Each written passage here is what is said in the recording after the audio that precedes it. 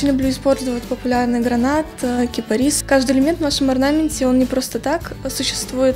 Это не узор, не для красоты, он обладает символом и несет с собой информацию определенную. И очень глубокий смысл вкладывается во все эти элементы. Я с удовольствием говорю о своей культуре, пропускаю ее через себя.